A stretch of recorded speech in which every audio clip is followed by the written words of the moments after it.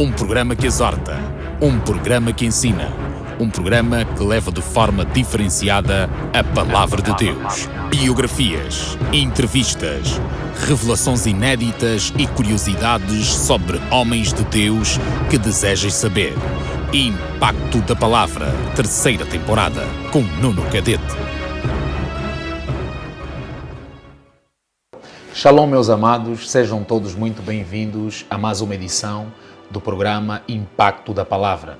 Como prometido, estamos de volta para mais uma jornada aqui neste programa que já se está a tornar um marco aí na casa de todos os angolanos. Hoje temos um ícone da pregação em Angola, uma figura que dispensa apresentações, Dr. Salomão de Cá. É isso mesmo, Dr. Salomão de Cá será o entrevistado nesta edição do Impacto da Palavra, rubrica Biografias. Vamos adiante ler a biografia do doutor. Cao Salomão Antônio é ministro do Evangelho na IEPPDA, na qual é representante legal e líder fundador do Centro Evangélico Metanoia.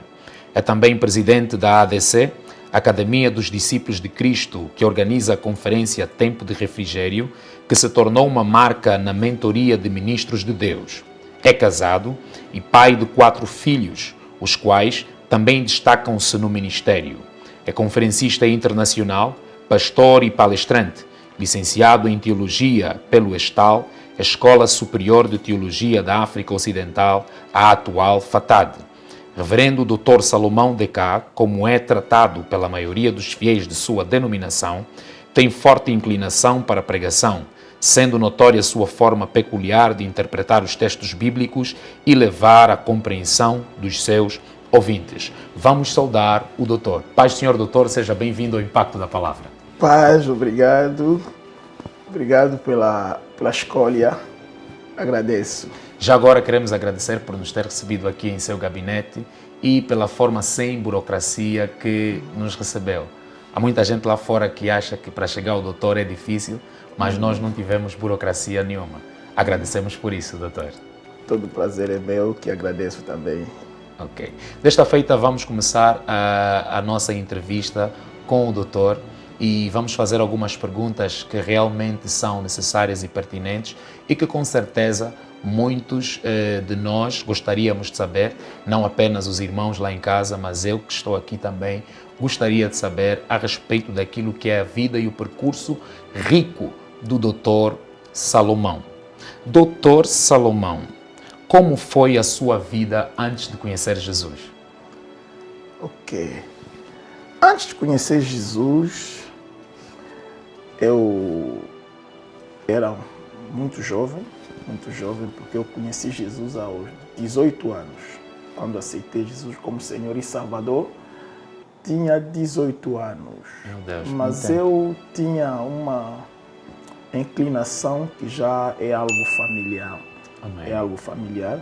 É que o meu avô, que o meu xará, porque o meu pai, Amém. Primeiro, quando eu nasci, o meu pai tinha 21 anos. Amém. E vivia ainda com seus pais também. E o meu avô pôs em mim o seu nome total, porque os meus tios, as minhas tias que são mais velhas do meu pai, só tiveram meninas. O meu pai teve o primeiro rapaz, por estar ainda a viver na casa do seu pai.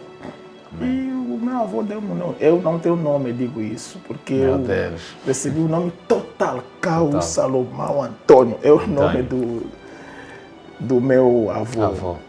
E o meu avô tinha 2 mulheres. E os meus pais nasceram do mesmo pai, mas 2 mães. Todos os meus tios, todos os meus tios fizeram filho com 2, 3 mulheres, 2, 3 mulheres. Meu Deus. E o meu pai também, nós somos de 3 mães diferentes. Sim. Minha mãe é a primeira com 6 filhos e os outros. Então, aquilo é uma maldição familiar. Meu Deus. E acontece que, completando 15 anos, só de 15 até 18 anos, tive uma vida muito, muito, muito complicada. E o meu problema era mulheres. Gostavam de mim. Por isso que eu digo é uma maldição, né? Não gostar porque eu era bonito, não, porque eu carregava em mim aquela maldição da família. Não, mas o que eu fiz, se fosse esses anos, eu na altura ainda não havia SIDA, né? Eu teria. Meu Deus. Foi a pior coisa que eu fiz na minha vida. Mas a coisa boa é que nunca provei o álcool. Eu não conheço o álcool. A única coisa era exatamente essa. E foi muito difícil. E o meu pai foi tão rigoroso que, quando morreu, eu tinha 14 anos. E eu era muito bem encaminhado. Meu pai foi um intelectual, um homem sério. E que proporcionou-nos uma educação muito fina. Mas aos 14 anos, depois da morte do meu pai, que eu conheci a rua. Meu Deus. Amizades, por aí. E também quando essa maldição começa a atuar. Deus tão bom que ele é. 18 anos chamou-me e depois o lado mais fraco da família tornou-se o lado mais forte da minha vida. Aí não brinco mesmo, porque eu chorava. Quando me converti, dizia: Senhor, eu quero te seguir, mas vou aguentar. Orei tanto que tornou-se o lado muito mais forte da minha vida, mais equilibrado. Então, a minha adolescência foi assim, porque entrando na juventude, já convertido. Então, eu fui inconvertido na minha adolescência, aos 18 quando eu me converti, assim que foi. Exatamente quando vai atingir a maioridade, é quando conhece o Senhor me pesca. Quer dizer que praticamente não teve juventude? Não. Teve apenas adolescência. A minha juventude mesmo foi no Senhor. Amém. E ele não foi porque ele canta no coro, está um pedente, não. Aos 18 anos, quando o Senhor me chama, e quando aceito Jesus Cristo, meses depois, fui batizado pelo Espírito Santo e até hoje. Muito forte. E como é que foi essa experiência? Quais foram as circunstâncias que Jesus lhe chamou? Como teve contato com a palavra de Deus? E quando decide, então, descer as águas para ser batizado? Foi uma experiência muito, muito rica. Por isso que muitas das vezes eu digo, meu Deus. Glória a Deus. E eu falo, Deus que me apareceu. E não resisti à sua vocação, à sua chamada. Como é que foi? Eu, depois da morte do meu pai, como eu disse que conhecia a rua, tive um amigo, crescemos juntos de calção, um amiguíssimo mesmo, André. Chama-se André. Amém.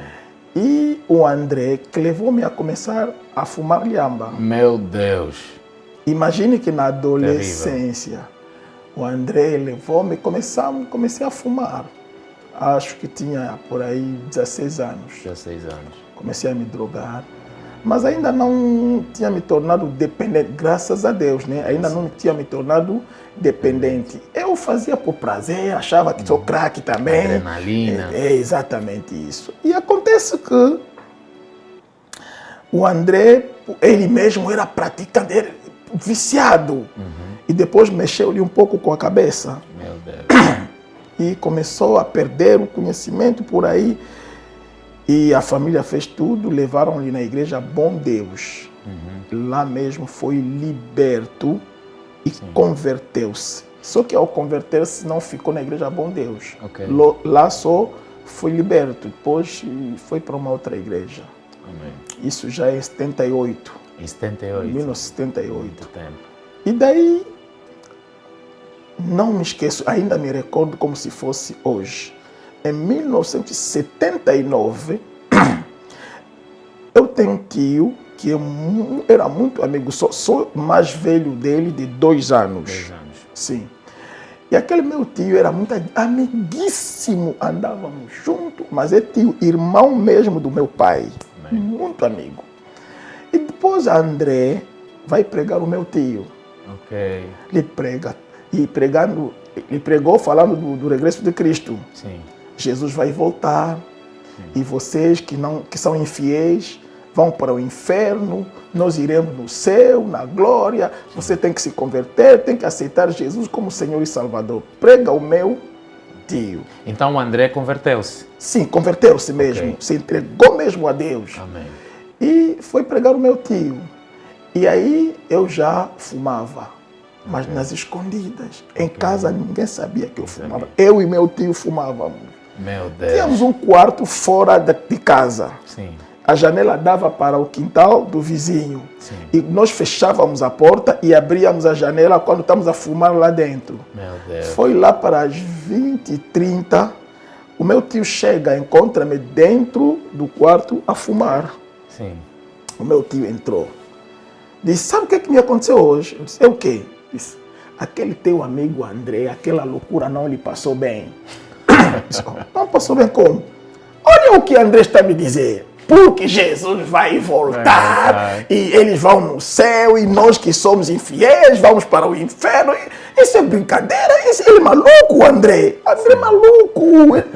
O meu tio, sem saber que aquilo que ele está me contar, a zombar o André pela pregação que o André lhe pregou, foi uma explosão no meu coração. Então eu digo que um pagão que me pregou. Meu Deus. Quer dizer, a mesma pessoa que levou para a má vida é o que levou para a boa vida. Mas agora, por intermédio do meu tio. Meu Deus. E o tio, aquilo não fez nenhum efeito na vida dele, mas contando, porque ele não estava a me pregar. Sim. Estava apenas a contar o que André lhe disse. Exatamente. Não acabei o cigarro. Meu Deus. O meu tio não entendeu, disse, pode acabar o cigarro. Então, tá bem, pegou, acabou. Não sabia por que não consegui mesmo de acabar o cigarro, porque no meu coração eu disse, mas é verdade. Eu vou ir para o inferno. Como era noite, aguentei não dormir bem. Às 5 horas acordei. 6 horas estava na casa do André. Fui bater a porta. André, me leva na sua igreja, porque ainda não conhecia Cristo, né? Não podia dizer que ajuda-me a aceitar Jesus como Senhor e Salvador, para nós sabermos que para ser salvo, vai à igreja. Vai à André, igreja, me leva na sua igreja. Essa hora mesmo me leva só na sua igreja. Hoje não temos culto. Então André aí começou a me pregar, me pregou. Aceitei Jesus como Senhor e Salvador. A mesma pessoa que me levou a provar droga é a mesma pessoa que Deus usou para a minha conversão. Foi em 1979. Sim. E fui com André na igreja e daí parti. É assim que aconteceu até hoje, sabe? Meu Deus. Hoje, este ano vai completar 43 anos. Muito forte, muito forte.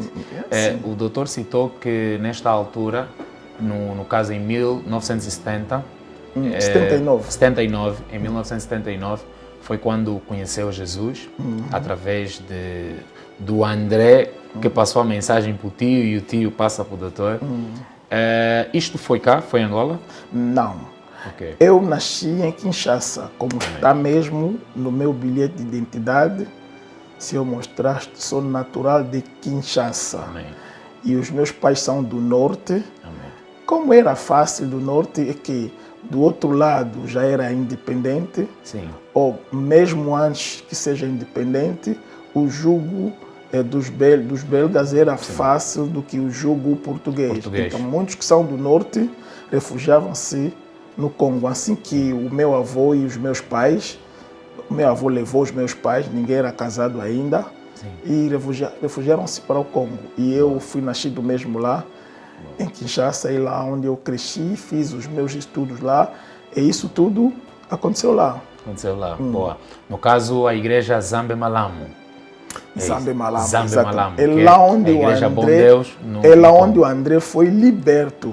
Mas não foi a igreja que ele frequentou. Depois de ser liberto, e não sei por que motivo, talvez distância da igreja onde foi liberto, e depois começou a frequentar uma outra igreja onde ele me levou. Onde levou, doutor? Qual é a igreja? Qual foi? É uma igreja pentecostal também, local, que não era Assembleia, porque lá também tem a Assembleia de Deus, é grande, mas não foi da Assembleia de Deus, uma igreja independente. Sim, boa.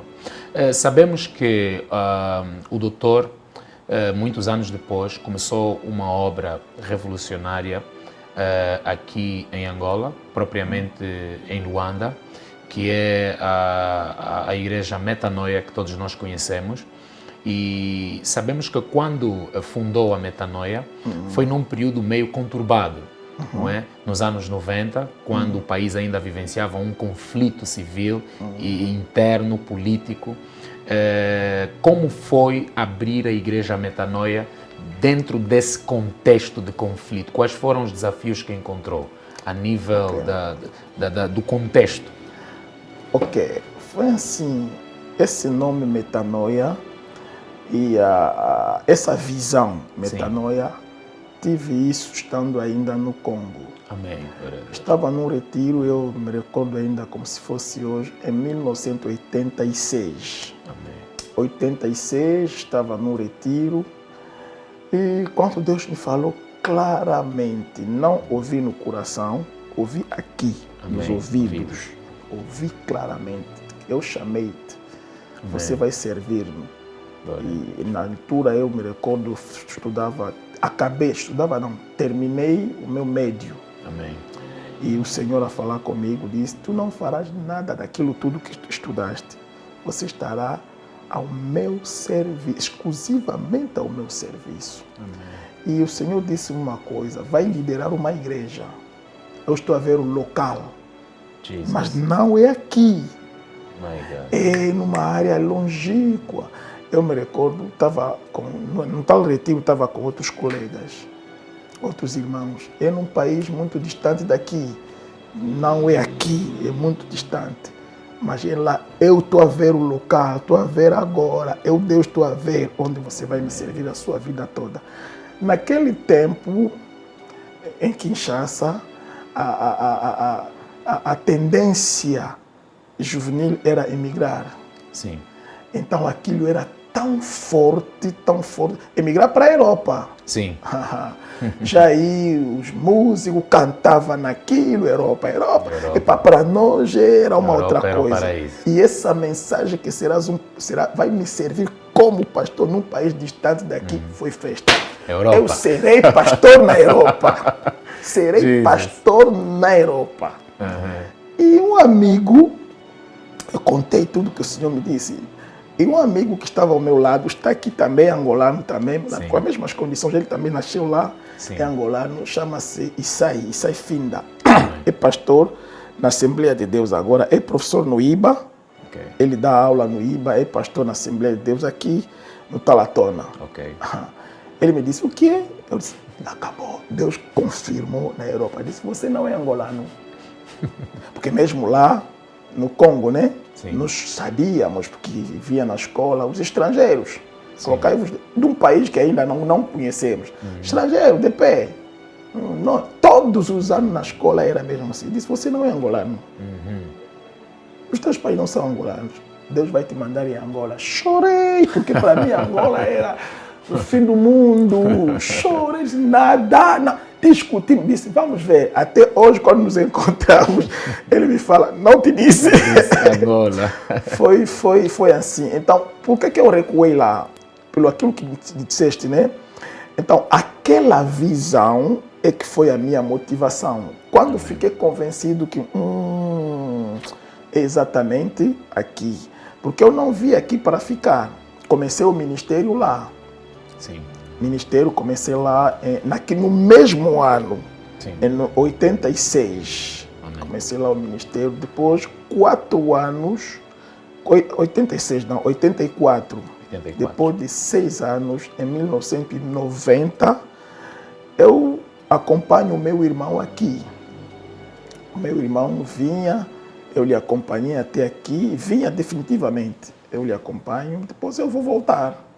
Fomos na embaixada, a embaixada deu o que o salva-conduto. Então, o meu irmão vinha para ficar. Eu, visita familiar, nós dois. Então, na embaixada trocaram. Deram ao meu irmão salva-conduto de visita familiar. E a mim me deram regresso definitivo. Meu Deus.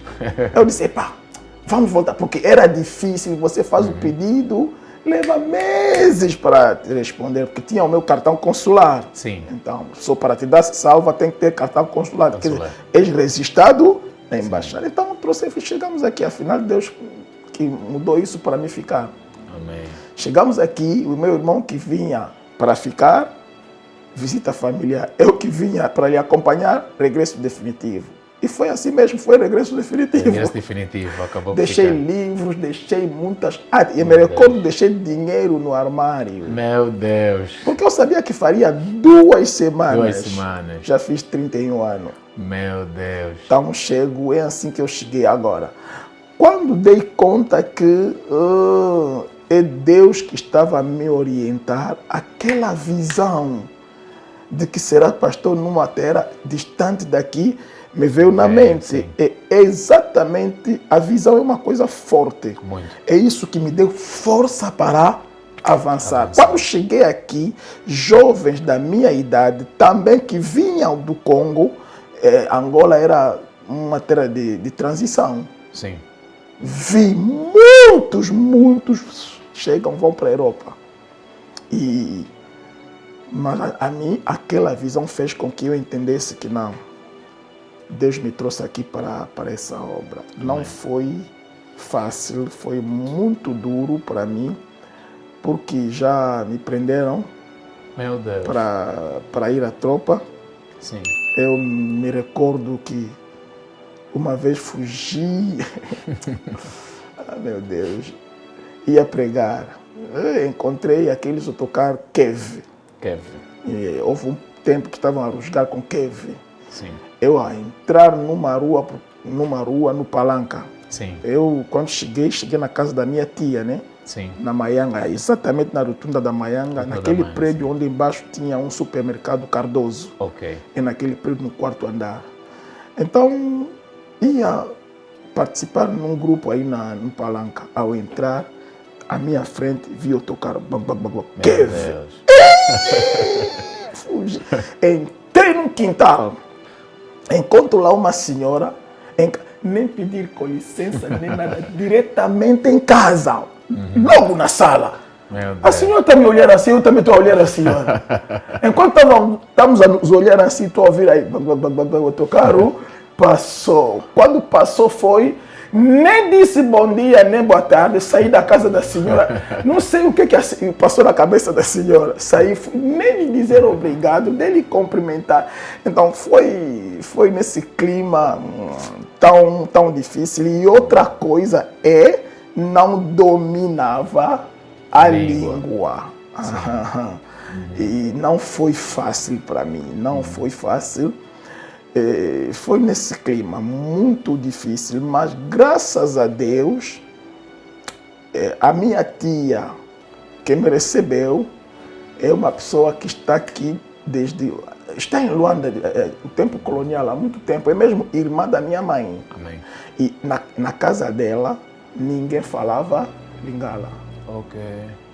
E não tinha como nos comunicarmos. Sim. Isso ajudou-me para, depois de meses, comecei já a me expressar e isso ajudou mesmo. Mas no princípio, tinha sempre o intérprete que me ajudava a comunicar com os irmãos, mas eu orava a Deus. Amém. Dizia, Senhor, tenho ido no Palanca, num grupo que está aí, mas quando ia naquele grupo de oração, era um grupo da UBA, União Bíblica de Angola. Palanca, aquele grupo, UBA. Muitos iam lá não por ser cristão, mas era um ponto de encontro de todos que vieram do outro lado. Sim. Quando você chega aí, parece que voltaste no Congo. Sim. A pregação é em Lingala, estão a interpretar em português, mas a língua principal era Lingala. Então aí estávamos à vontade. Mas eu não me conformava. Eu dizia, Senhor, eu gostaria de trabalhar com os autóctonos. Sim. Quero trabalhar mesmo com os autóctonos, porque quero trazer algo. Amém. E a maioria daqueles que vinham do outro lado, vinham com a sua fé, maioria, nem todos, né? A maioria. Eu sou filho de fulano. Mas eu disse, não, Senhor, eu não quero isso. Eu quero começar com os autóctonos. a casa onde eu vivia e o pessoal com que eu comecei me ajudaram muito a me integrar. Amém. Isso ajudou muito. E outro aspecto era a guerra. Sim. Nós perdemos, eu me recordo, perdemos um irmão que apanhou tiro. Meu Deus. E havia momentos de terror. Sim. E não havia igrejas nos quintais. Sim. A igreja era na paróquia. Você vai na paróquia. Pela graça do Senhor, nós começamos as igrejas de casa, onde aí uma casa estão a cozinhar, vocês aqui estão a cultuar. Não existia. Amém. E a outra coisa era outro problema era cultural também. As pessoas, Angola já não é. Sim. Angola era um país muito católico. Sim, realmente. E agora acontecia que quando nós orávamos, aqui nesse espaço já é 94, nós quando orávamos, tínhamos umas chapas aí, e as pessoas vinham, bruxo, atiravam pedra, porque estavam nos ouvindo a orar. Na Assembleia de Deus já era uma realidade, mas a Assembleia de Deus cultuava nas paróquias. E aquilo entrou no bairro. E as pessoas não nos entendiam. Será que oram-se aí, tipo os malucos, atiravam pedra, bruxo, são dificuldades. Eu primeiro encontrei dificuldade linguística, dificuldade cultural, as pessoas não entendiam. Isso é mais que é igreja. As pessoas sabiam que igreja é amém. Ou um pouco bom Deus e Assembleia de Deus, que era um pouco conhecido, um pouco também, né? E houve essas incompreensões todas, mas armado com aquela visão. É por isso eu entendo hoje a força da visão. É aquilo que eu dizia, como Deus me falou, ouvi nos meus ouvidos, aqui Amém. vai sair alguma coisa. Glória a Deus. Porque muitos desistiram, resolveram emigrar, mas aguentamos e estamos aqui hoje. Então é assim, nesse clima, nesse ambiente, era só aguentar. Eu me recordo, quando comecei aqui no Prende, em 1990, Sim. no mês de junho de 1990, nós realizamos o primeiro encontro. Eu vivia na Maianga. Sim. E aqui no Prenda, Sim. o meu documento era cartão de regressado. Ok. Dava-se naquela altura no assuntos... Estou a falar assuntos religiosos. Não. Assuntos sociais. Ok. Assuntos sociais. Eu me recordo até hoje. E saía da Maianga, aqui na rotunda da Maianga mesmo, para vir aqui, tinha que entrar na Zona Verde, atrás da antiga Angomédica, que estava mesmo aí na Maianga, aquela Zona Verde que estava aí, que é o jardim até hoje. Sim. Tinha que furar aí, sair até na Rádio Nacional.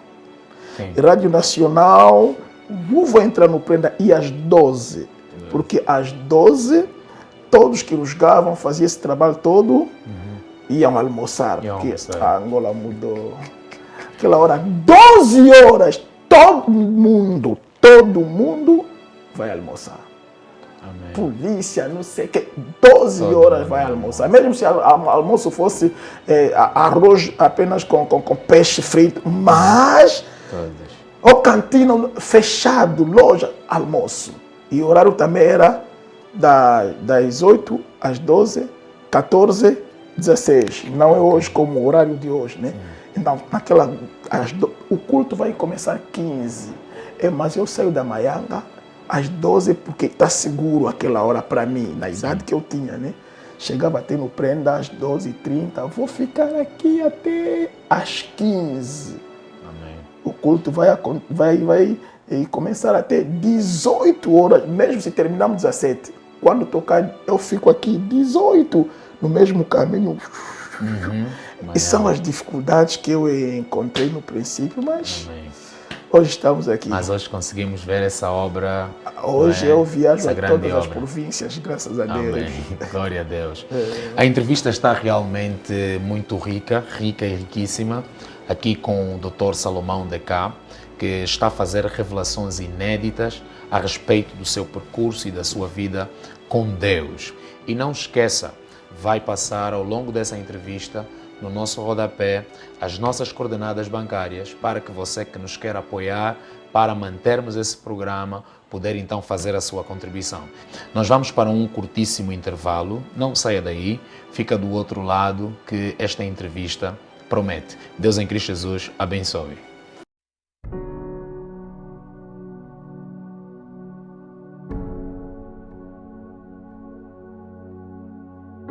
Você tem problema em mostrar o seu negócio, em atingir mais clientes e galgar mais terreno no mercado nacional?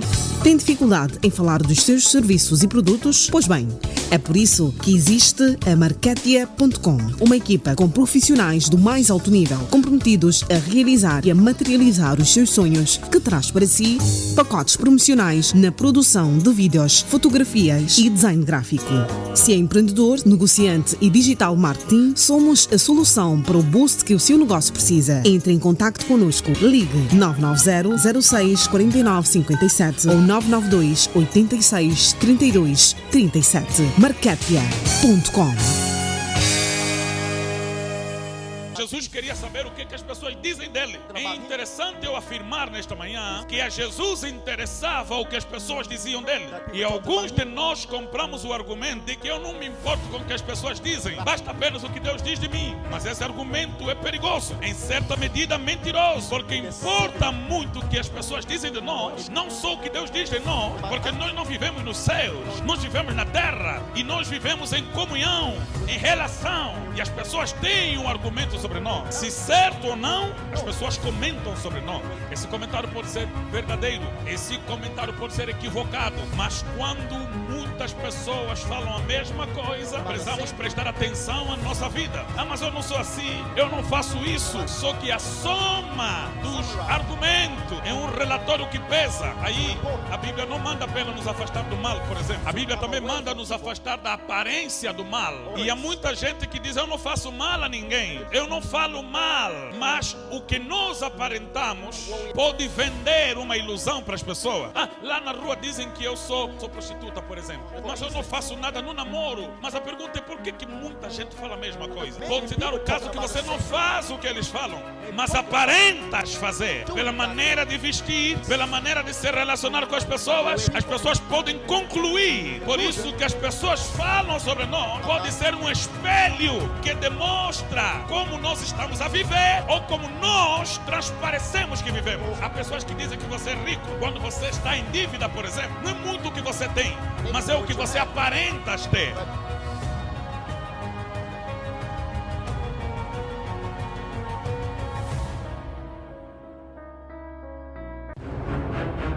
Um programa que exorta, um programa que ensina, um programa que leva de forma diferenciada a palavra de Deus. Biografias, entrevistas, revelações inéditas e curiosidades sobre homens de Deus que desejas saber. Impacto da Palavra, terceira temporada, com Nuno Cadete. Pai Senhor, mais uma vez, sejam todos bem-vindos de volta ao programa Impacto da Palavra. Estamos aqui numa jornada de entrevista com o Dr. Salomão DK, que nos está a levar a uma incursão profunda naquilo que é o processo da implementação do ministério da Igreja Metanoia em Angola e os desafios que enfrentou nessa implementação. Doutor, falou-nos aqui sobre as dificuldades e os problemas que encontrou ao lançar a pedra da igreja aqui, como fruto de uma visão que recebeu ainda fora da Angola, isto em Kinshasa. O doutor, para aquilo que é o seu crescimento espiritual e ministerial, teve alguns mentores que puderam lhe catapultar para esse crescimento? Sim, graças a Deus que tive, bons, porque quando eu me converti, foi no momento que em Kinshasa surgiu um movimento muito forte e poderoso, Sim. que é a Liga para a Leitura da Bíblia. Amém. E além da Liga para a Leitura da Bíblia, trabalhava quase com um movimento carismático em Kinshasa. Sim. começou na mesma altura. Aquele movimento carismático em que os jovens reuniam-se interdenominacionais. Quer dizer, você da católica, protestante, Assembleia de Deus, não sei o quê. Sim. E esse movimento carismático era tão forte no meio da juventude. Então, achávamos, parece que na igreja, o que nós vivenciávamos, parece que na igreja não havia por aí. E nesses movimentos que eu me desenvolvi, que eu aprendi a ler a Bíblia. Até ultimamente eu estava a mostrar, nós tínhamos um livrinho que era o programa da leitura da Bíblia durante o ano todo. Amém. Eu até estava a mostrar aqui nos discípulos, uma equipe de discípulos que eu estava a preparar, mostrei-lhes no sábado antepassado. Sim. Eu disse, estão a ver esse livrinho? Eu li a Bíblia, meditava a Bíblia todos os dias. Amém. Todos os dias. Basta me encontrar com alguém. Como a sua meditação de hoje? Porque nós todos meditávamos naqueles livros. Sim, sim. Qual é a verdade que você tiraste hoje na sua meditação? Partilhávamos assim. E aquele livro é de 1986. Muito tempo. Hoje já fez... Eu estou com aquilo 30 e tal anos. Mas eu tinha muitos, porque cada ano comprava um. Sim. Então, os nossos líderes que nos lideravam nesse movimento da Liga para a Leitura da Bíblia e no movimento carismático são pessoas que nos impactaram mesmo, são pessoas que nos marcaram mesmo. Então, entre essas pessoas, aqui em Angola tem um deles, que é o reverendo Nguinamão Pedro, da Assembleia de Deus, do Ministério, aí na Petro-Angola, como se chama esse ministério? Petro-Angolo. O nome do ministério está Petro-Angolo, mas a igreja dele está na Mabor. Ele construiu um templo grande, maravilhoso, muito grande na Mabor. É conhecido naquela área, o reverendo Nguinamão Pedro.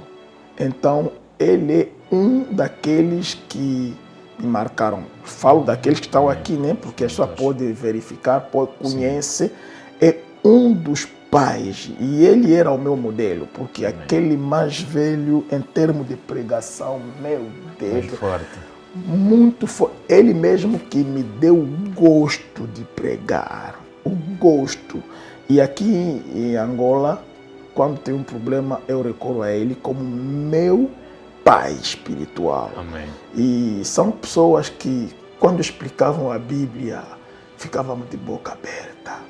E assim que nós ganhamos o gosto da palavra e fomos indo. Então tive mesmo pessoas que contribuíram. Mas quando... Isso é na minha fé. Sim. Na minha fé. Antes de eu viajar para cá, já estava no Instituto Bíblico de 3 anos. Sim. Fiz apenas o primeiro ano. Razão pela qual ao vir aqui era para passar a acompanhar o meu irmão. Então quando fiquei, e os meus estudos também no Instituto, ficaram interrompidos. Então, uma outra pessoa me deu chega. Agora, neste caso, não é na vida cristã, mas no ministério. Eu já pregava, eu achava que eu sou servo de Deus, como muitos jovens pensam, meu Deus. Pensa hoje. Eu achava, porque na pregação não há brincadeira, já pelo exercício maduro, diário da meditação, e eu era já um bom pregador. Amém. Pensava que também um bom pastor, mas era mentira. E quem me ajuda mesmo em termos de eclesiologia foi o profeta Miesi Antônio. Amém.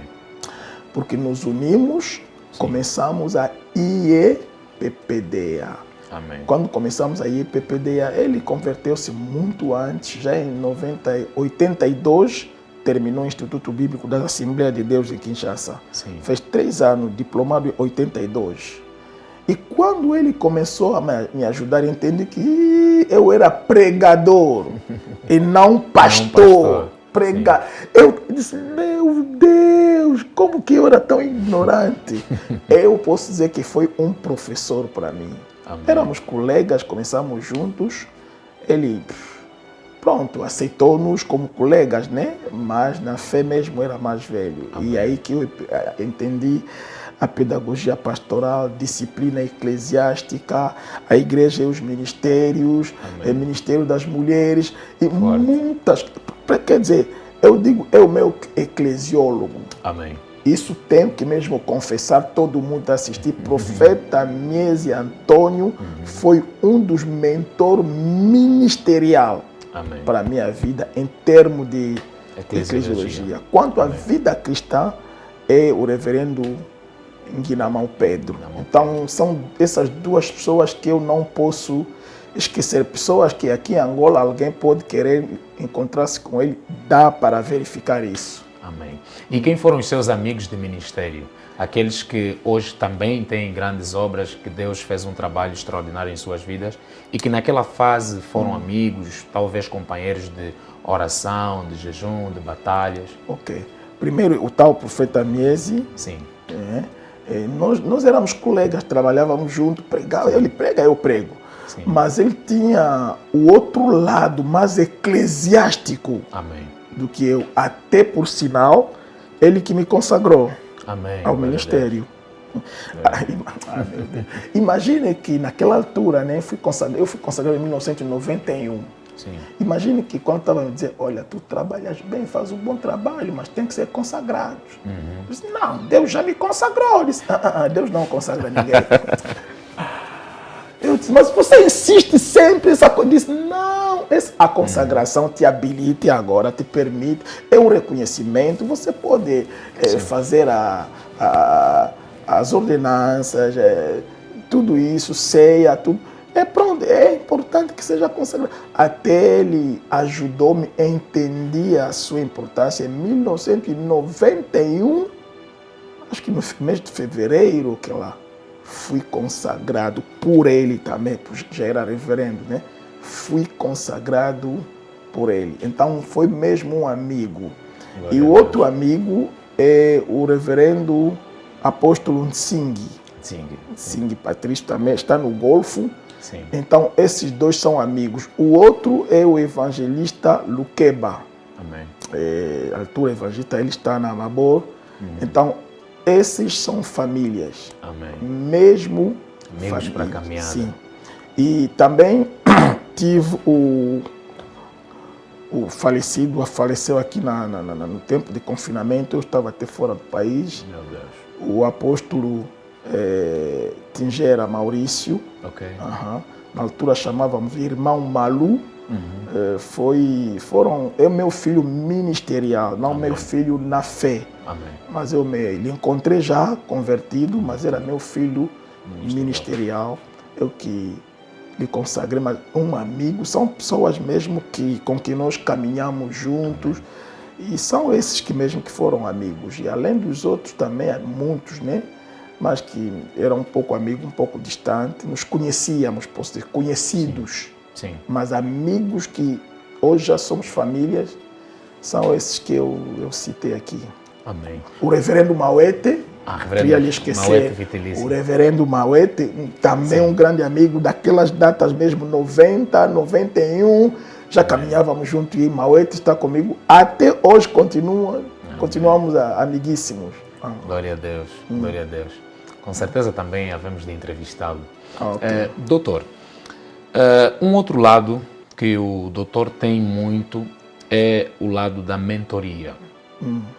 Isso não apenas para ministros, mas também por um outro aspecto que eu gostaria de citar a respeito da vida do doutor. A maior parte dos pastores, isso é um clichê, isso é a nível mundial, tem os seus filhos distantes da fé, uns desviados e muitos deles até com uma conduta que compromete o próprio ministério do seu pai. Okay. Então, o doutor tem filhos que servem a Deus, muitos deles, alguns deles ainda ministros mesmo do Evangelho, ministros da palavra, ministros do louvor. Qual é o segredo para manter os filhos firmes na fé, orientá-los nos passos de Deus e servirem também no altar de Deus? Ok, há um segredo para isso, é uma graça. Primeiro, é que nós tivemos uma graça de nos casarmos já ministros Amém. de Deus. Amém. E muitos têm tido essa dificuldade porque trabalhava na Sonangol, trabalhava no ministério, não sei o que. Já casou-se, já teve filhos e depois converteu-se.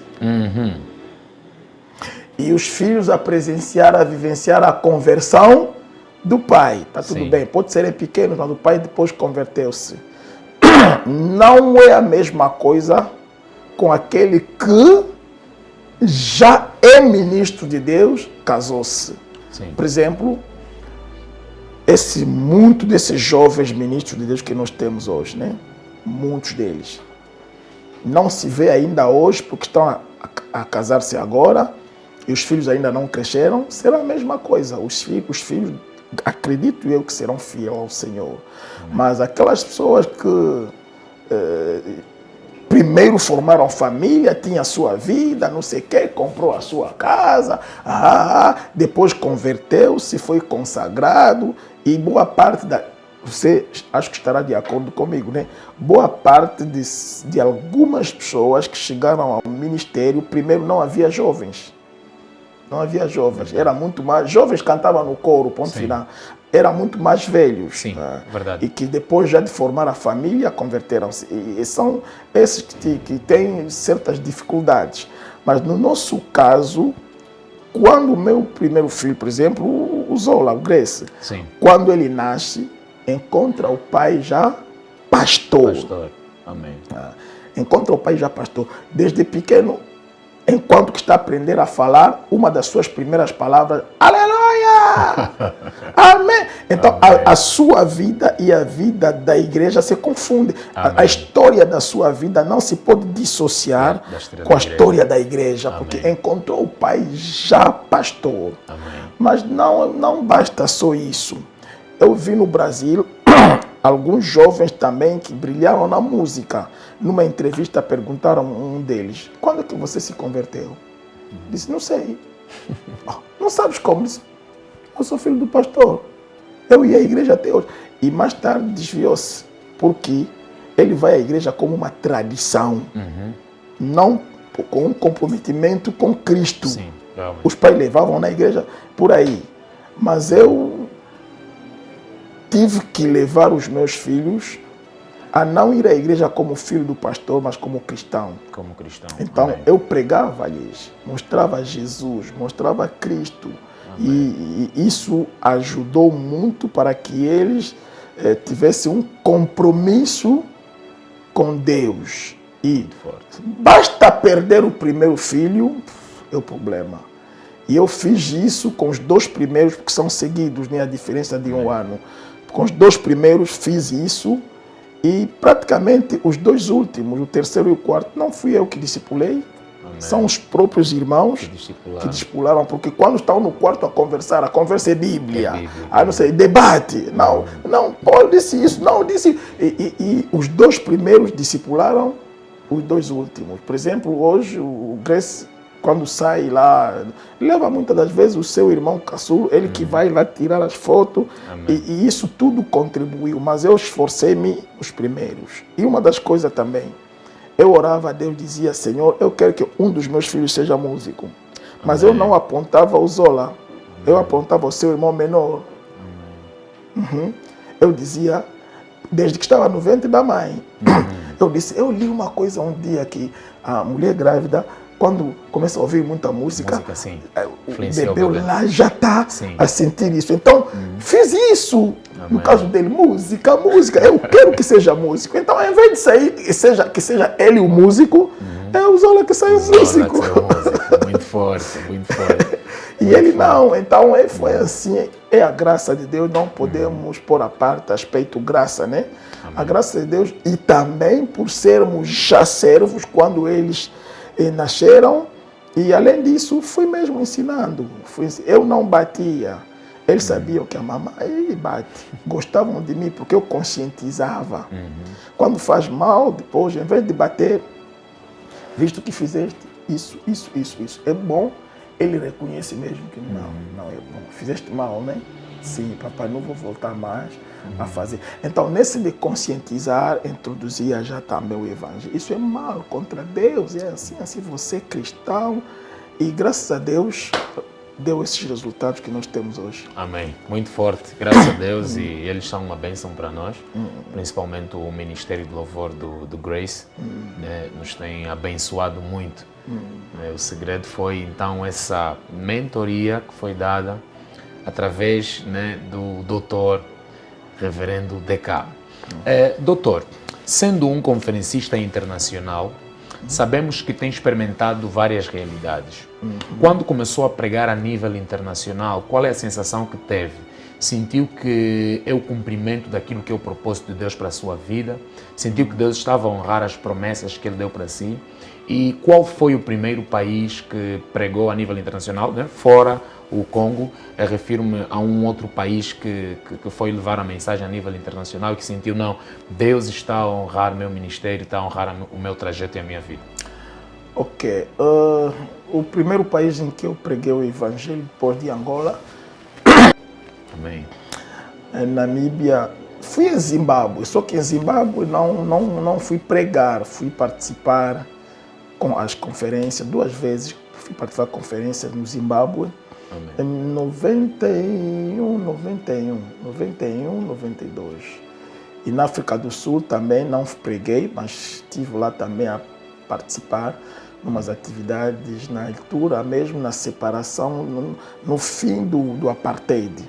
Sim. Quando chegamos lá, mesmo naquela fronteira entre a apartheid e a liberdade. É liberdade. Pronto, mas pregar mesmo assim foi na Namíbia, Namíbia. que eu preguei numa igreja onde o pastor era uma senhora nigeriana. Amém. Compraram um templo que era antigamente um templo católico. Sim. Muito bonito. Muito bonito. E daí foram os meus primeiros passos de pregação fora.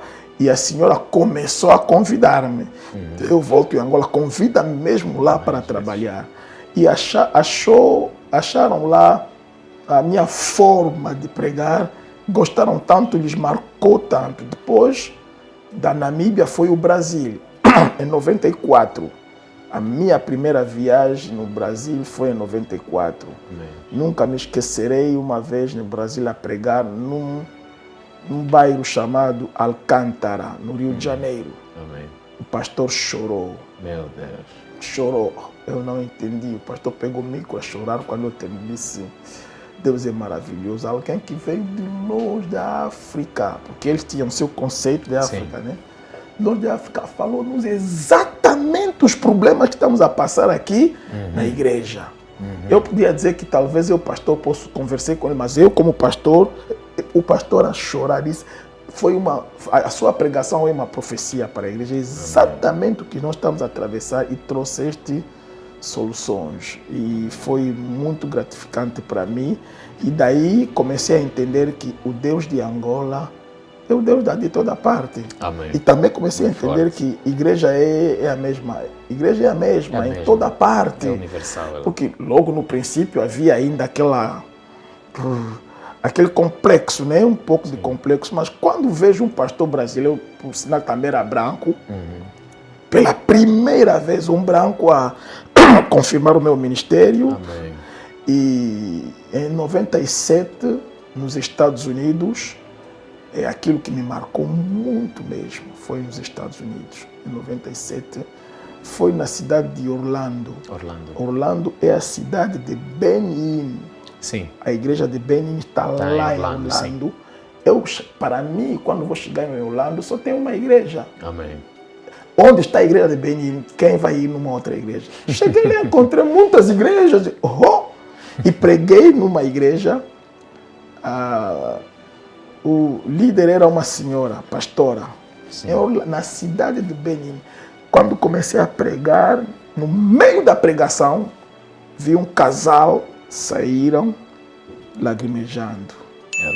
Bom, não sei qual é o sistema da igreja dele. Chegaram lá à frente, se puseram de joelho. Eu não liguei, continuei a pregar. Vi uma outra e depois ficou cheio. My God. Aí em frente. cheio. E a senhora, que é a pastora, ela canta também, estava a tocar, a cantar. E depois comecei a ministrar para eles. Eu disse, nos Estados Unidos da América, eu a pregar, o americano chorou. Isso em 97. 97. Daí ganhei uma outra coisa. Eu disse, já estou completo. Amém. Se eu posso pregar no Brasil e eu ouvi o pastor brasileiro a chorar. Se eu preguei nos Estados Unidos, na cidade de Beni, cidade de Beni, e eu vi pessoas a chorar. Então é uma confirmação que Deus me chamou, já tenho a certeza, né? É uma confirmação que já amadureci. Amém. Então eu posso pregar em qualquer parte do mundo. São coisas marcantes, né? Que marcaram-me, que fizeram com que, me soltei, senti-me livre. Até hoje pode me levar nas nuvens, eu vou pregar. E o doutor lembra da sua primeira mensagem? A primeira mensagem que pregou, o tema, lembra-se? A primeiríssima mensagem. Eu comecei... Desculpa. Comecei a pregar em 1981. Amém. 81, 2 anos depois da minha conversão. Amém. Comecei a pregar, mas no culto mesmo assim, cheio, culto mesmo, é 83. Em 1983.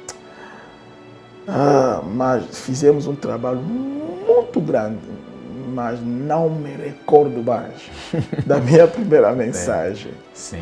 Eu me recordo aqueles anos 83, 84, tinha uma graça. Os que não conheciam o meu nome ainda não tinha sido consagrado. Muitas pessoas que não dominavam, não conheciam o meu nome. Quando víamos culto, qual irmão que pregou? Aquele irmão que faz chorar as pessoas. Era quando eu pregava, as pessoas choravam. Aquele irmão que faz chorar as pessoas. É assim que me chamavam. Mas já não me recordo da minha primeira mensagem. Doutor, já que falou isso, qual é o seu lado, a sua visão pessoal? Para nós sabemos que o lado do doutor que mais sobressai é o lado da pregação.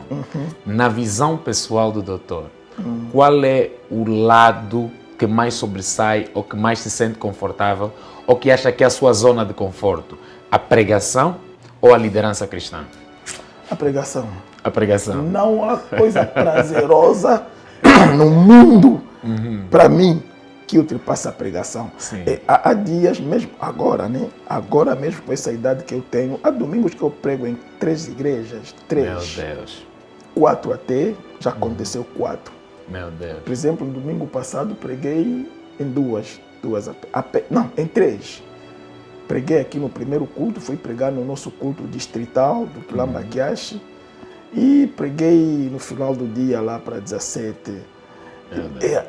É a coisa que eu faço com todo gosto, com prazer, é mesmo a pregação. Sim, e nota-se, né? Nota-se quando o doutor prega com paixão, com amor, com gosto, e está sempre preocupado com o aprendizado das pessoas.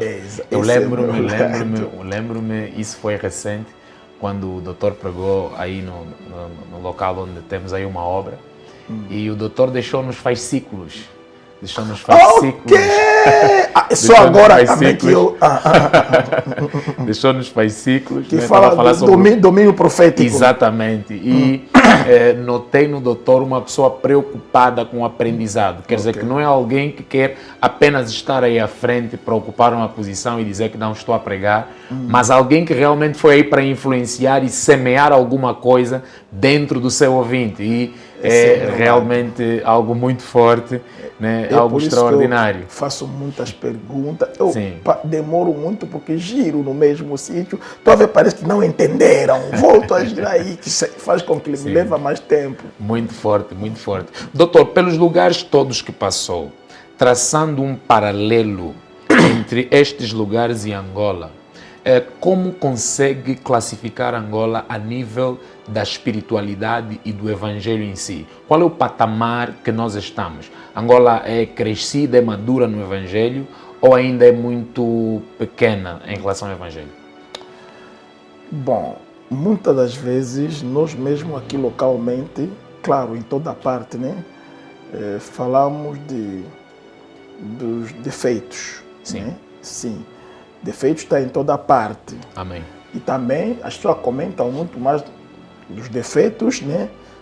do que nas vantagens, nas forças. As valências. Mas eu vou dizer que Angola cresceu com uma velocidade tremenda. Amém. Hoje temos jovens com qualidade. Amém. É que eu vejo o tempo deles de conversão, mas quando falam... Mas o povo angolano é um povo abençoado. Amém.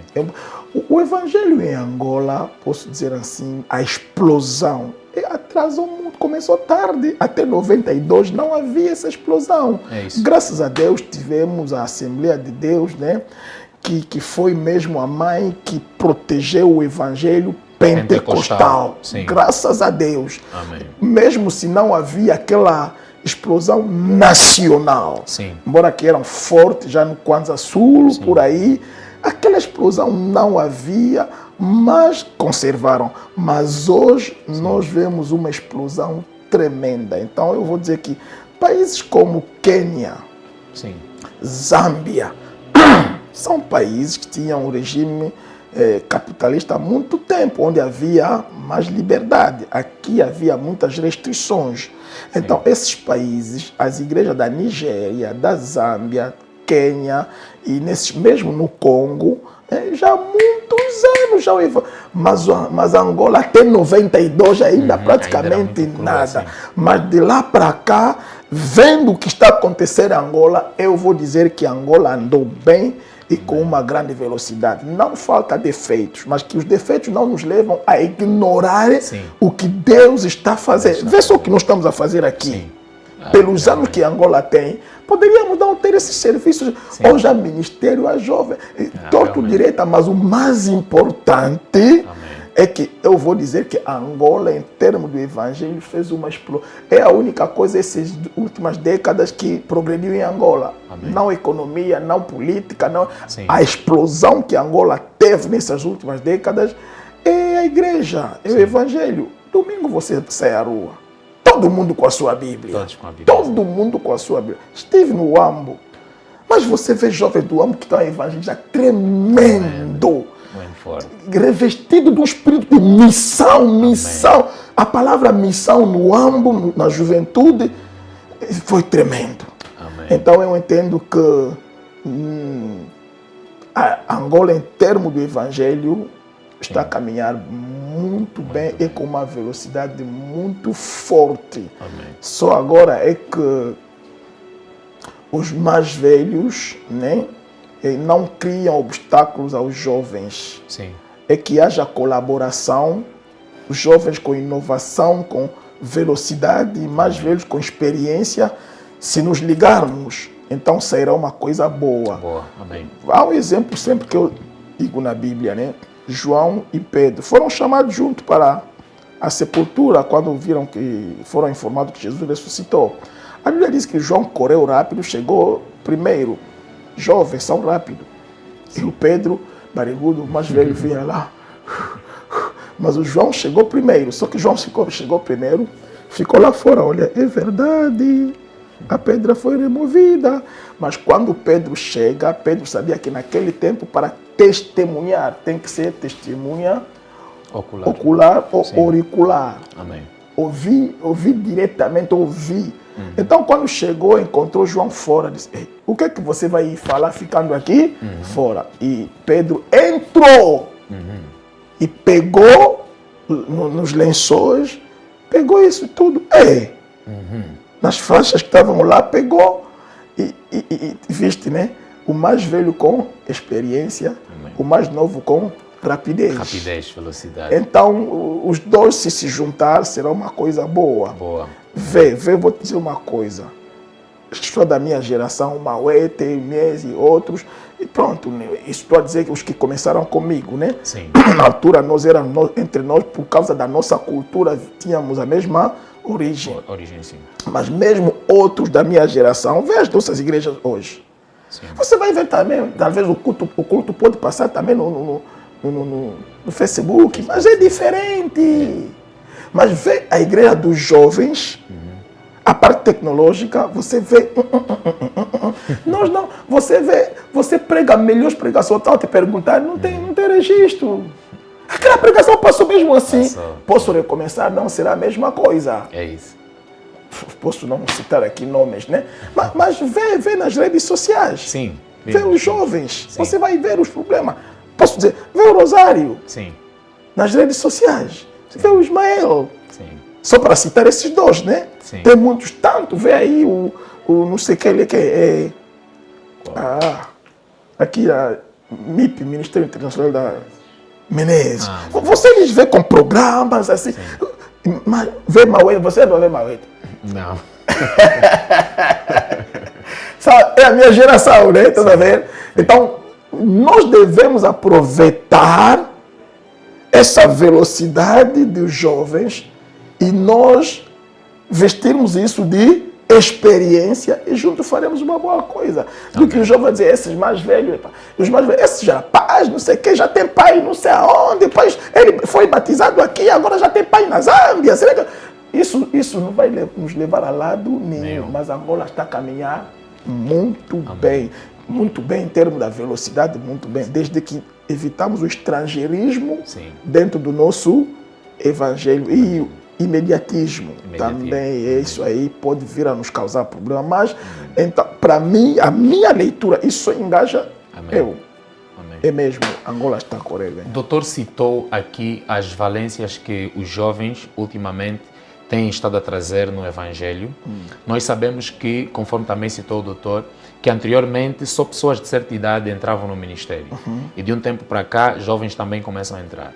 Todavia, para além dessas valências, nós encontramos também os problemas que isso trazem. Por exemplo, temos aqui um doutor DK, temos o reverendo Mauete, temos o reverendo Panzo em Memória, temos o pai Abraão, que são pessoas já com um certo tempo, não é? No Evangelho. E nós vimos, por exemplo, surgirem jovens que quando chegam se intitulando como pais, eles chegam a dizer, eu sou pai disso, eu sou pai da profecia, eu sou pai disso aqui. Qual é a visão que o doutor tem a respeito disso? Olha, o pai não deve se autonomiar. Sim. A paternidade é vista pela filiação. Amém. São os filhos que fazem de alguém ser pai. Sim.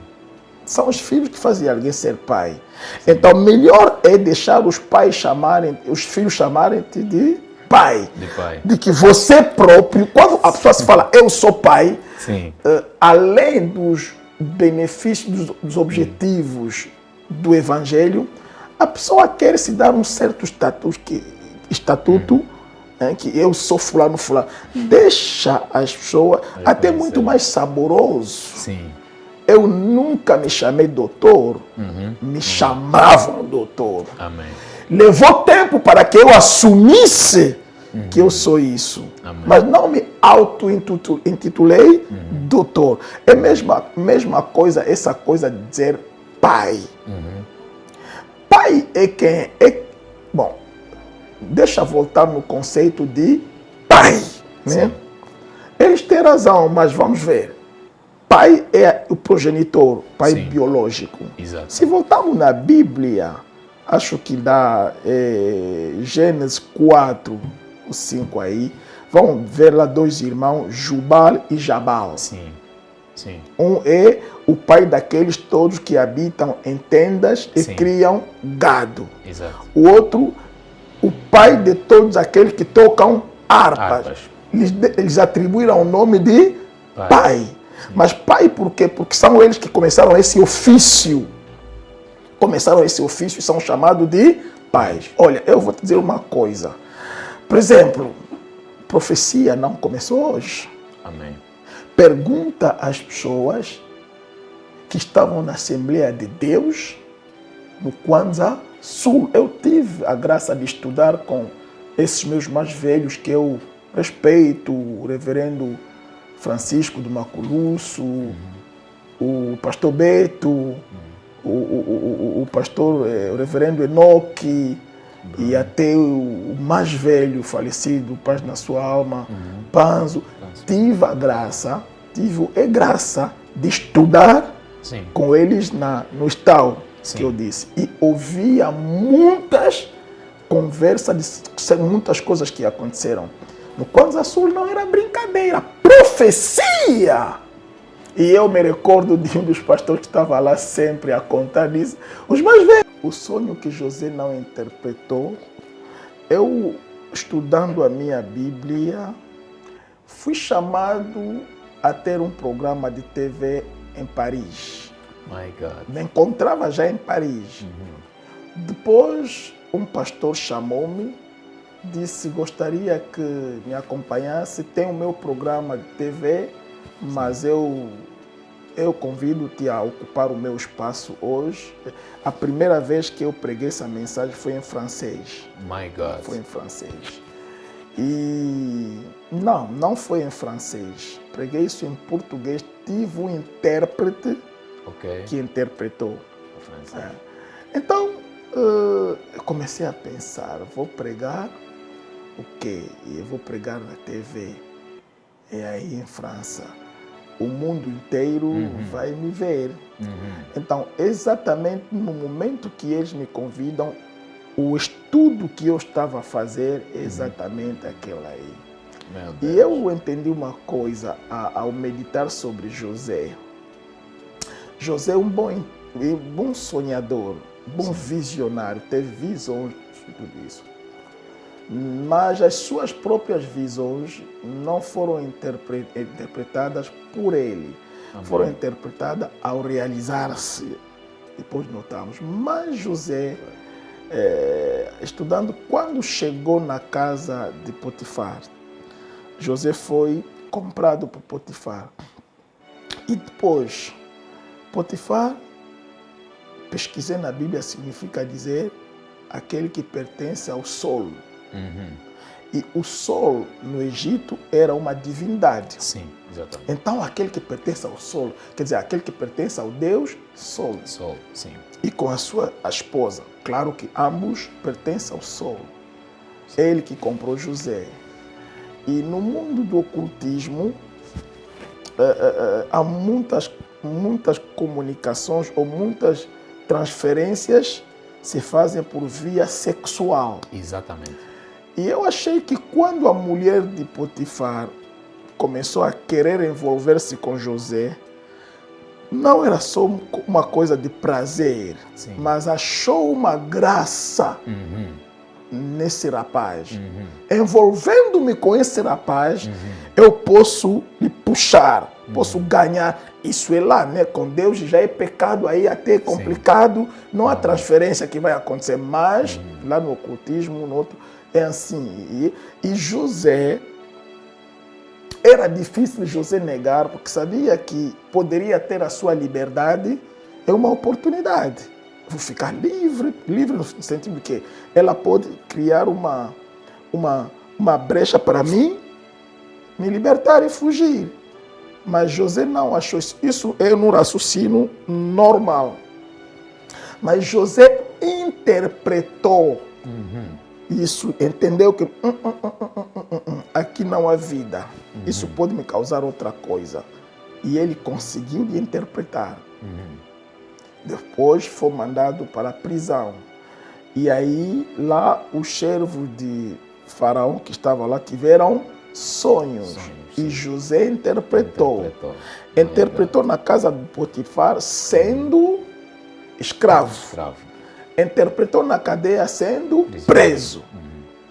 Agora, quando foi chamado por Faraó, quando foi ouvir o sonho de Faraó, interpretou. Essa é a terceira vez. Interpretou.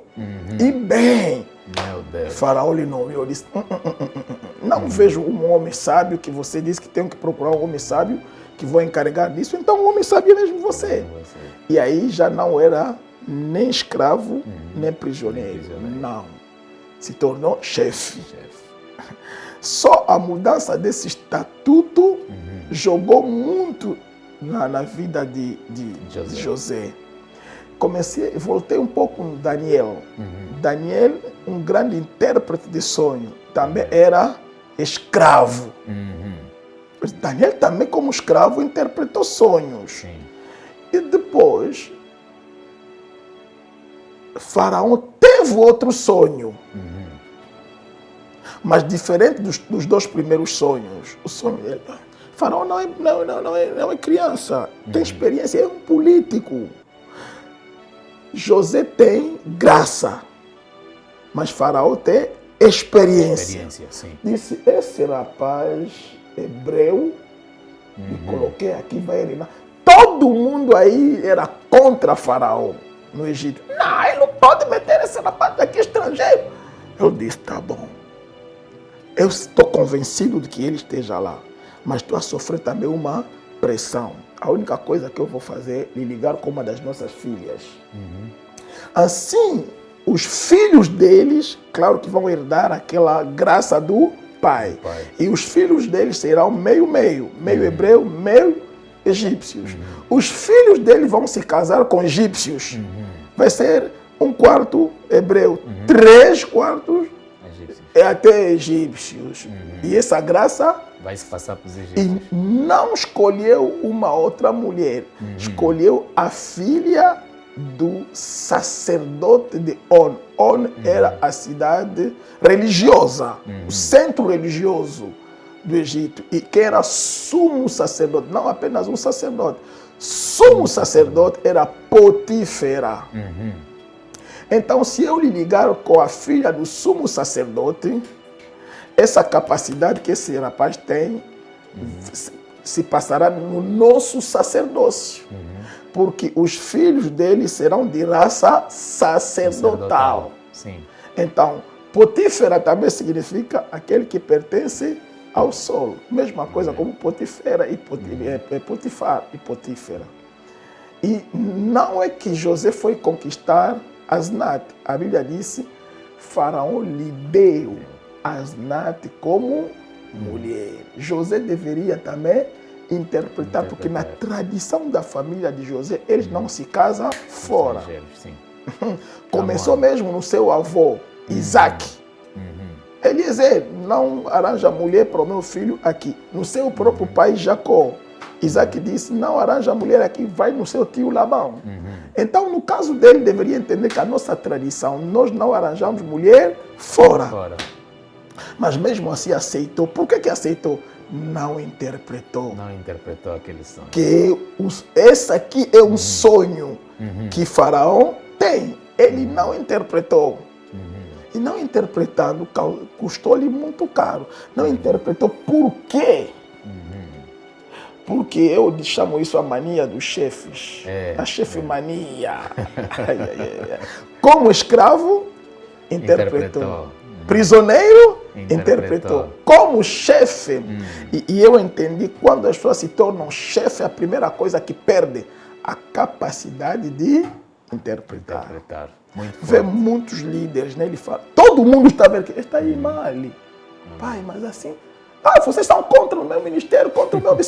Todo mundo a notar que não está aí bem, só ele próprio que não está a ver. Por quê? Chefe. É chefe. É chefe. É mania da chefia.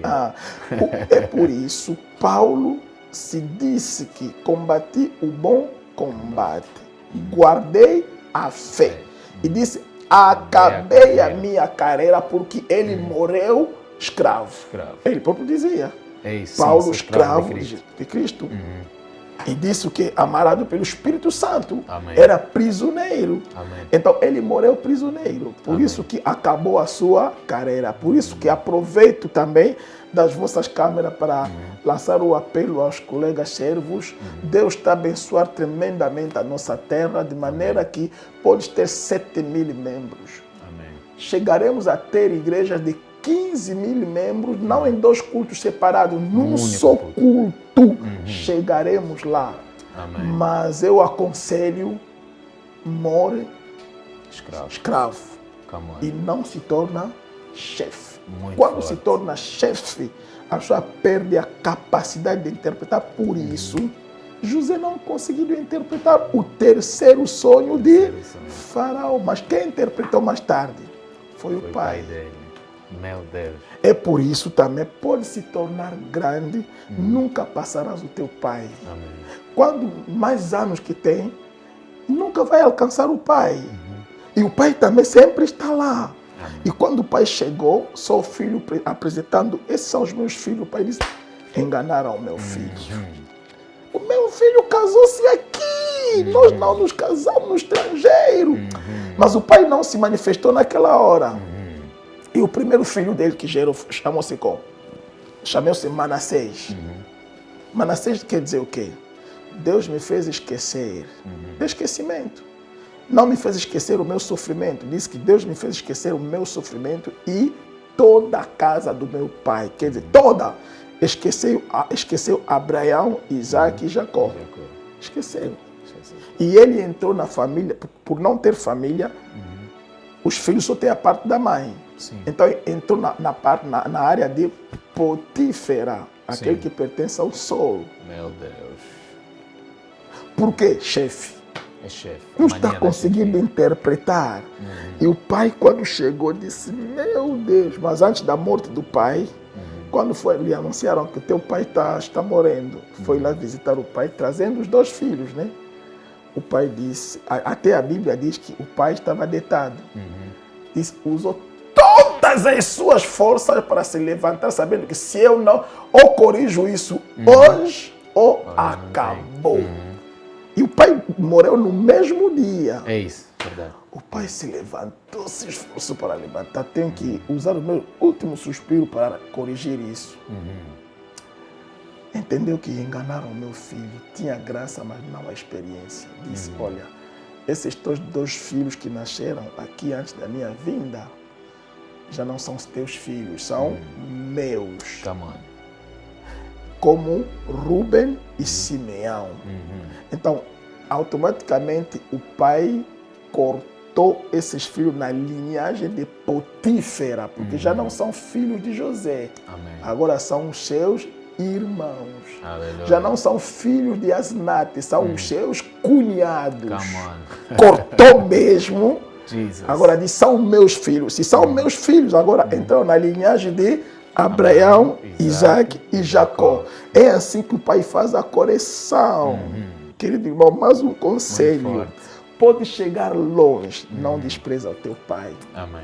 Porque José interpretou muitos sonhos e grandes sonhos, mas o pai interpretou só um, mas era o importante, porque se continuasse em Israel, os deuses do Egito iam começar a reclamar a tribo de José.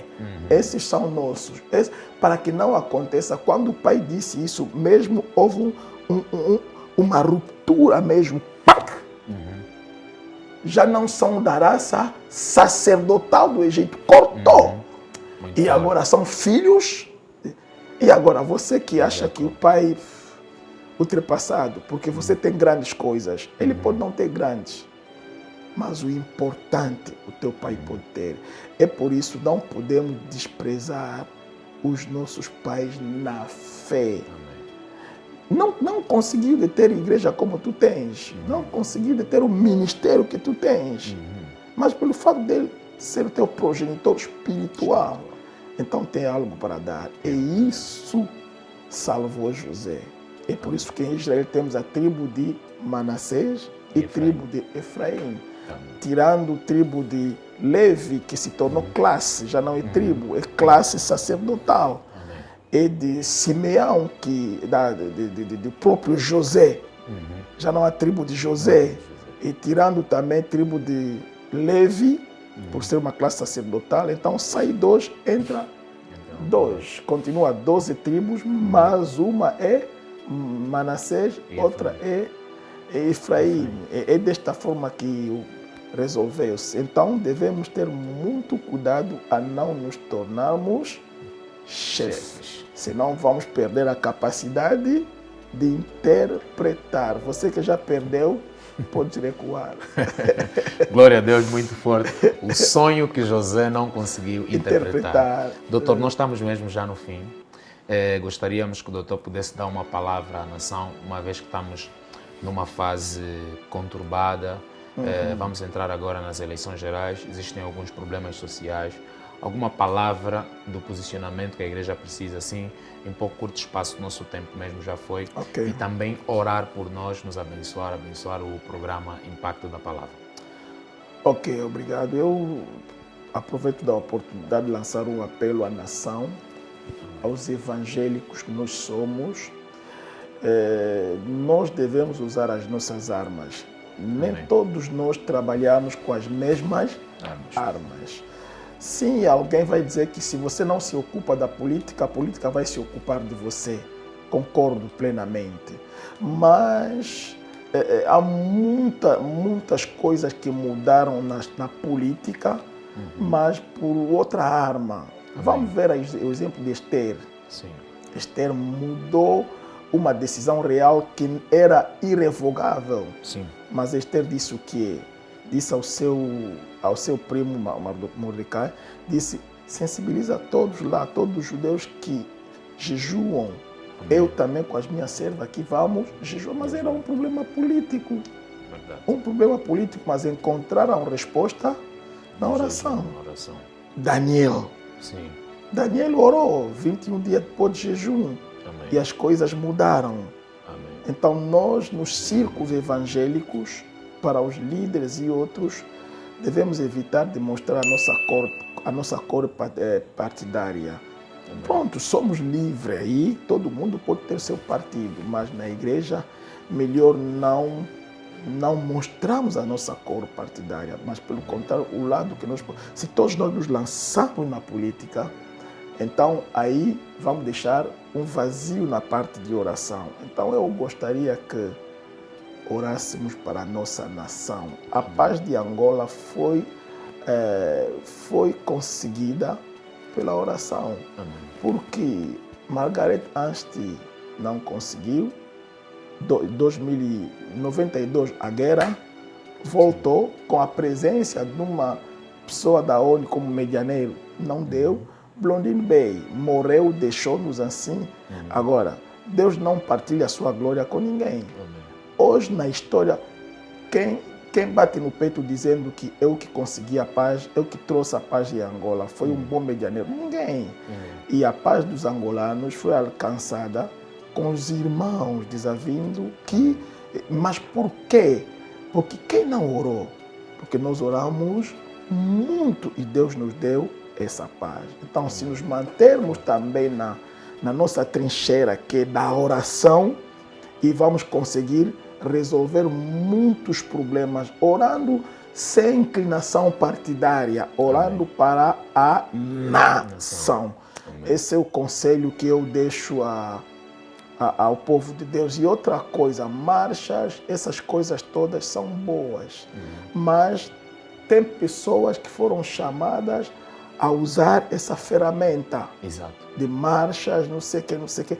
Mas quanto a nós, a oração vale mais do que uma marcha. Amém. Então, por isso que eu aconselharia que, enquanto que os outros estão a marchar, não vamos dizer que não marcham. Deixa eles, é a arma, é a ferramenta deles. Amém. E nós também temos a nossa ferramenta. E não podemos pôr isso à parte, não podemos pôr isso de lado. Então, vamos continuar a orar para a nossa nação, nós que podemos fazer que tenhamos eleições pacíficas e que tudo corra bem, se a igreja vai se levantar a orar a favor da nossa nação. Acho que esse é o conselho que eu vou deixar aos líderes também. Aos líderes, por favor, não se deixam aliciados. Não. Por um jipe, por não sei o quê. Vamos te construir templo. Não. Sejamos mesmo honestos. Amém. Honestos. Deus pode te dar mais do que isso. Então, melhor, se te oferecer um carro, está tudo bem, mas não para mudar a sua mensagem. Vamos pregar o Evangelho e vamos orar para a nação. Amém. Muito forte. Ok, vamos orar para o nosso programa, o Impacto da Palavra. Oh, glória a Deus. Essa é apenas uma rúbrica, né? Assim, o programa é o Impacto da Palavra, a rubrica é Biografias. O percurso histórico dos homens de Deus. Graças a Deus. Vamos orar. Pai, nós somos gratos a Ti, Senhor, por ter levantado no meio da igreja áreas que antigamente não são negligenciadas, mas desconhecidas, Senhor. Sim. Nós assistíamos tudo que o mundo nos propunha nas nossas telas, nos nossos ecrãs, mas não tinha um entretenimento ou uma informação cristã disponível. Sim. Mas pela sua graça, hoje, temos não técnicos cristãos, mas cristãos técnicos. Amém. Senhor, uma mais-valia para nós. Gostaríamos, Senhor, que esse programa, Impacto da Palavra, que cresça. Cresça, Pai. Senhor, que entrevistam pessoas importantes, não apenas de Angola, mesmo de fora de Angola. Inspira ainda mais, Senhor. Inspira, Pai. A minha entrevista foi gratuita, mas foi feita com aparelhos sofisticados, com material. Como que eles adquirem esse material? Senhor, Tu sabes. Por isso que eu peço, Senhor, estende a sua mão. Estenda, Deus. A tecnologia requer atualização. Daqui a 2 anos, esses aparelhos não servirão para nada porque ficarão para trás. Não permita que eles fizessem trabalho com material amador. Mas faça com que, quando surgem novas tecnologias, Senhor, abençoe-lhes para que possam adquirir um material que possa lhes permitir fazer os seus trabalhos. Que a sua graça, Senhor, esteja sobre eles. Que esse programa, esse ministério, essa visão siga em frente e chegue longe, ultrapassando as fronteiras do nosso país. Espero que, Senhor, possamos beneficiar de muitos outros servos que eles podem entrevistar quanto a essa rúbrica que nos abençoará e nos enriquecerá. Que a sua graça os acompanhe.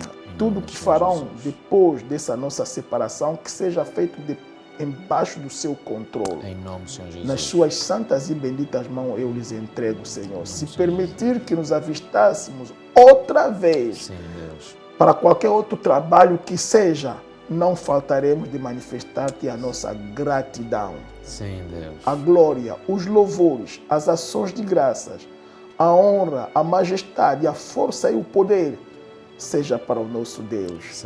Mas a vitória, o sucesso, a paz, a prosperidade seja aos nossos companheiros hoje, Senhor Jesus, amanhã e para todo sempre. Amém. Amém. Glória a Deus. Muito obrigado, doutor, por essa oração muito forte. Pois é, chegamos ao fim da nossa entrevista. Nós voltamos a nos ver na próxima oportunidade. Até lá, continue a partilhar com os seus contactos. Que Deus em Cristo Jesus abençoe. Nós voltamos a nos ver no próximo encontro. Deus abençoe. Força. Um programa que exorta, um programa que ensina, um programa que leva de forma diferenciada a palavra de Deus. Biografias, entrevistas, revelações inéditas e curiosidades sobre homens de Deus que desejas saber. Impacto da Palavra, 3ª temporada, com Nuno Cadete.